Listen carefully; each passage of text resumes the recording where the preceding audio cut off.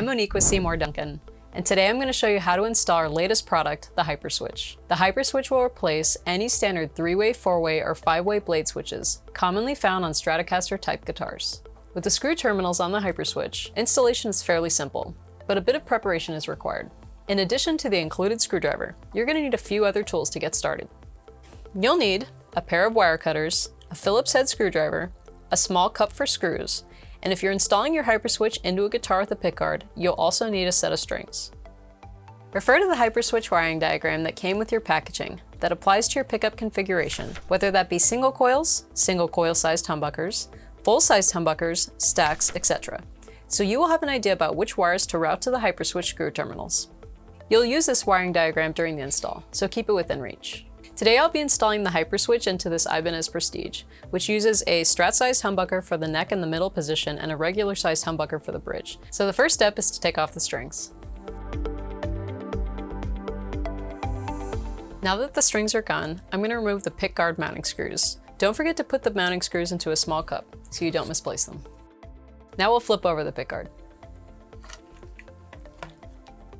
With the pickguard removed, for reference, I usually like to take a detailed shot of the wiring. Sometimes I might even mark off the wires with some blue painter's tape, just to keep things organized. Look for where the hot wires are, coming from the pickup. These will be attached to the pickup selector switch. On Seymour Duncan pickups, the hot wires are black for humbuckers, single coil sized humbuckers, and rails. Single coils and stacks have white as the hot wire. The HyperSwitch will work with any passive pickups, so if you're using another brand of pickups, visit their website for hot wire identification. Alright, so with the hot wires identified, let's look for the ground wires. The ground wires from pickups are usually soldered to the back of the volume pot.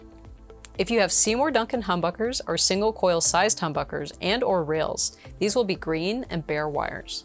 For single coils, these will be black. For stacks, black and bare. If your green and bare wires or black and bare wires for stacks are connected to each other, separate them. Mine are already disconnected. Okay, with the hot and ground wires identified, let's look for the series connect wires. If you have Seymour Duncan humbuckers, single coil sized humbuckers, or rails, these will be the red and white wires. Stacks have a single red wire for this connection. Single coils do not have a series connect wire. Now that we've identified the hot wires, the ground wires, and the series connect wires, we'll identify the tone control wires.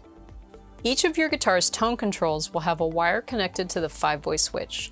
If you have one tone control, this wire is attached to the same lug on the volume pot as the input wire from the switch. There's only one wire left to locate, and that's the hot wire from the pickup selector switch that's soldered to the input lug of the volume pot. Now that we've identified all the wires, you can remove them from the 5-way switch. If you have a soldering iron, you can unsolder them, or you can just cut them with some wire cutters as close as possible to the soldering joint. Alright, so now we're ready for the HyperSwitch install.